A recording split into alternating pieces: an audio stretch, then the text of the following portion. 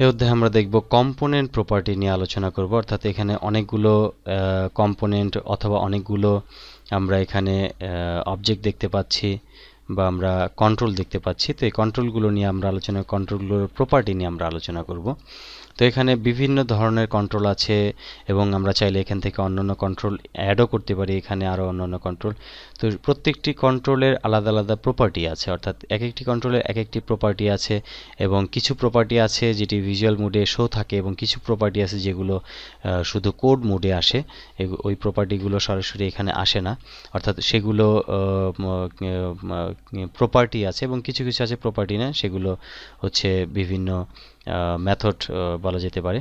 তো এক্ষেত্রে প্রথমে আমরা দেখতে পাচ্ছি পিকচার বক্স। এটিকে যদি আমরা ক্লিক করে এখানে ড্র্যাগ করি, পিকচার বক্স আমরা কম্পোনেন্ট বা পিকচার বক্স আমরা অ্যাক্টিভএক্স কন্ট্রোলটি আমরা এখানে ড্র্যাগ করে আমরা তৈরি করলাম। এটি হচ্ছে একটি পিকচার বক্স, অর্থাৎ এখানে আমরা সরাসরি কোনো পিকচার লোড করতে পারি এবং পিকচারকে বিভিন্ন কাজে ব্যবহার করতে পারি এই বক্সের ভিতরে। তো এই বক্সটি ড্র্যাগ করার সাথে সাথে, ক্লিক করার সাথে সাথে আমরা এখানে এই প্রপার্টি বক্সের মধ্যে চলে আসবো, অর্থাৎ এই প্রপার্টি উইন্ডোতে আমরা চলে আসব এবং এই প্রপার্টির মধ্যে আমরা দেখতে পাচ্ছি এখানে ক্লিক করলে দুইটি, একটি ফর্ম, একটি পিকচার বক্স।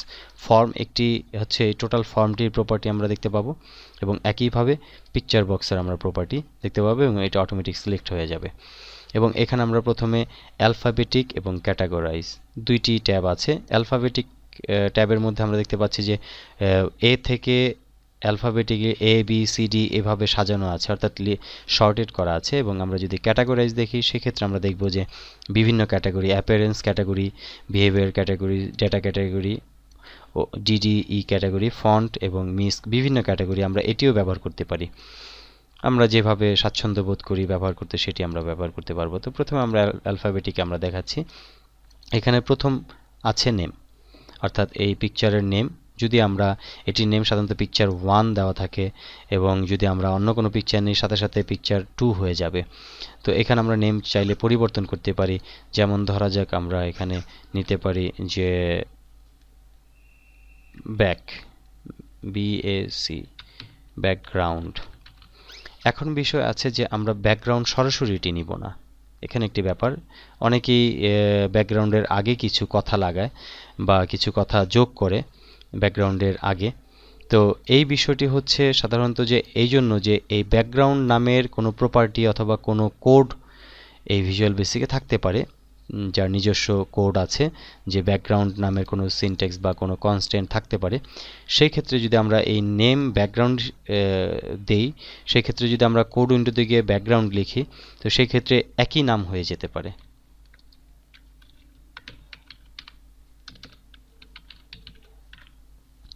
তো ব্যাকগ্রাউন্ড দেখা যাচ্ছে যে আমরা যদি এটির নেম ব্যাকগ্রাউন্ড দিই সেক্ষেত্রে উইন্ডো অর্থাৎ ভিজুয়াল বেসিকের নিজস্ব কোনো কোড এই একই নামে হয়ে থাকে, সেক্ষেত্রে একটি কনফ্লিক্ট তৈরি করবে এবং এটি এরর দেখাবে।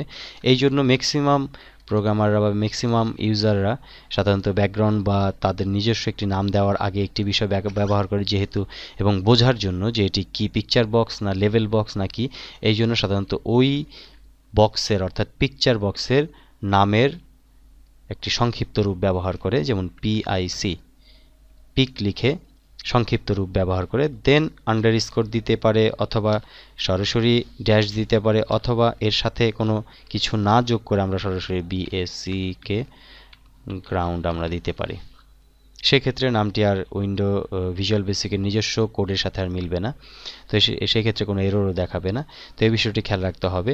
অনেকে আন্ডারস্কোর ব্যবহার করে দুটি শব্দকে আলাদা করার জন্য, কিন্তু এখানে আরেকটি বিষয় খেয়াল রাখতে হবে যে দুইটি স্পেস, এটির দুইটির মাঝখানে স্পেস রাখা যাবে না। যদি স্পেস রাখি তাহলে একটি মেসেজ দিব, not a legal object name pick background, অর্থাৎ মাঝখানে কোনো স্পেস ব্যবহার করা যাবে না।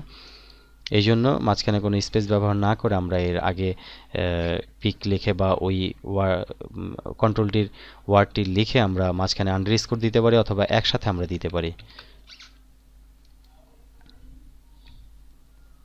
তো এটি পিক ব্যাকগ্রাউন্ড অথবা আমরা ছোটোখাটো একটি নাম দিতে পারি পিক ব্যাক। এটি হচ্ছে পিকচার ব্যাকগ্রাউন্ড। এবং এখানে আমরা অন্যান্য প্রপার্টি দেখতে পাচ্ছি যে অ্যালাইন, অর্থাৎ এই পিকচারটি অ্যালাইন কি হবে। যদি আমরা অ্যালাইন লেফট দিই অর্থাৎ টপ দিই তাহলে ফর্মটির উপরের সারিতে গিয়ে অটোমেটিক সেট হবে, অ্যালাইন বটম দিয়ে নিচের সারিতে গিয়ে সেট হবে। একইভাবে অ্যালাইন যদি আমরা অন্যান্য জায়গায় দিই, ফুল অ্যালাইন রাইট দেই তাহলে অ্যালাইন বাম দিকে গিয়ে যোগ হবে। তো এরকম বিষয়। নন অ্যালাইন দিলে এটি কোনো কিছুর সাথে যোগ হবে না, আমরা ছোট বড় চাইলে করতে পারবো। আর যদি আমরা অ্যালাইন দিই তাহলে অটোমেটিক্যালি এটি টপ অ্যালাইন দিলে টপের সাথে যোগ হবে। যদি আমরা ফর্মটিকে ছোট বড় করি অটোমেটিক্যালি এটি ফর্মটির সাথে ছোট বড় হবে। তো এইটি হচ্ছে অ্যালাইন, এবং আমরা অ্যালাইন প্রপার্টি ব্যবহার করে এইভাবে সেট আপ করতে পারি। এরকম প্রচুর অনেকগুলো প্রপার্টি থাকে এবং এক এক প্রপার্টির কাজ এক এক ধরন। এগুলোর কিছু কিছু প্রপার্টি আমরা শো করব বা বুঝিয়ে দেব, বাকি প্রপার্টিগুলো আপনারা বাসায় বসে প্র্যাকটিস করবেন বা দেখে নেবেন। তো এখানে আমরা দেখতে পাচ্ছি অ্যাপিয়ারেন্স। অ্যাপিয়ারেন্সটি কি? অ্যাপিয়ারেন্স হচ্ছে এটির অ্যাপিয়ারেন্স বা এটির স্টাইল। তো এখানে আমরা এটির স্টাইল কি ধরনের চাই। ধরা যাক এটি এখন আছে 3D, অর্থাৎ এটি একটু ভিতরে পেলো এমবোস টাইপের কাজ করা আছে। তো এটি সিলেক্ট করে আমরা যদি এটিকে 3D জায়গায় ফ্ল্যাট করি সেক্ষেত্রে এটি একটি ফ্ল্যাট মুড হয়ে যাবে সাদা হয়ে। এবং একইভাবে আমরা অন্যান্য দেখতে পাচ্ছি অটো রিড্রো, এটি সাধারণত একটি শেপ ড্রয়িং করার ক্ষেত্রে এইটি কাজ করে। অটো সাইজ, এটি হচ্ছে অটোমেটিক যখন একটি বড় সাইজের ইমেজ লোড করা হবে অটোমেটিক সেই ইমেজের সাইজে এটি বড় হয়ে যাবে। তো এরকম অনেকগুলো। এবং ব্যাকগ্রাউন্ড কালার আমরা দেখতে পাচ্ছি, যদি ব্যাকগ্রাউন্ড কালার আমরা চেঞ্জ করতে চাই সেক্ষেত্রে এখান থেকে চেঞ্জ করতে পারবো। তো এরকম কিছু বিষয় আছে। এখানে বিভিন্ন ধরনের প্রপার্টি দেওয়া আছে। তো এই প্রপার্টিগুলো আমরা যখন আমাদের কাজের অনুযায়ী চেঞ্জ করতে পারি, কিন্তু সবচেয়ে বেশি জরুরি যেটি হচ্ছে নেম। এই নেম প্রপার্টি হচ্ছে খুব গুরুত্বপূর্ণ, যেহেতু এটি এই অবজেক্টটির নেম দিয়ে আমরা বিভিন্ন কাজ করব এবং এটির নেম দিয়ে আমরা কম্পিউটার বা এই ভিজুয়াল বেসিককে বুঝিয়ে দেব যে অবজেক্টটির কাজ কি হবে। তো এই নেম দিয়ে বোঝানোর জন্যই আমাদের এই নামটি খুব গুরুত্বপূর্ণ, এটি আমাদের খেয়াল রাখতে হবে।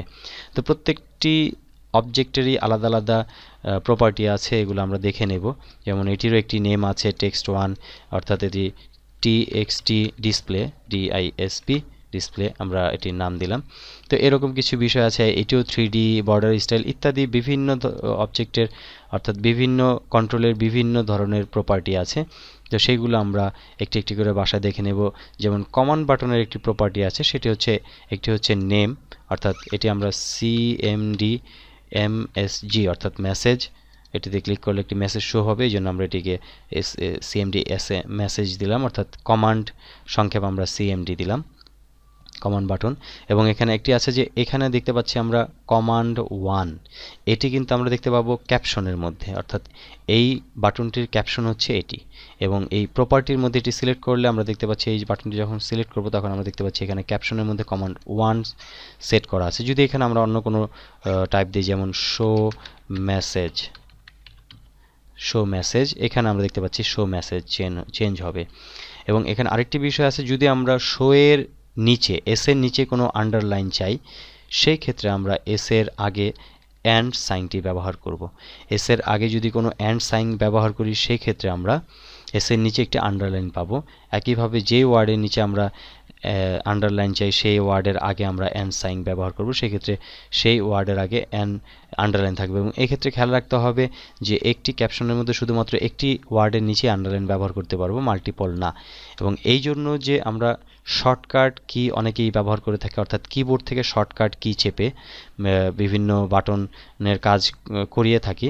তো এই ক্ষেত্রে এই আন্ডারলাইনটির বিষয়বস্তু হচ্ছে যে ওই শর্টকাট কি চাপা, অর্থাৎ আমি যদি এই এম চাপি, কিবোর্ড থেকে এম চাপি, তাহলে এই বাটনটির কাজ করে দেবে, অর্থাৎ এই বাটনটি ক্লিকের কাজ করে দেবে এম চাপলে, এই জন্য এম এর নিচে আন্ডারলাইন করা আছে।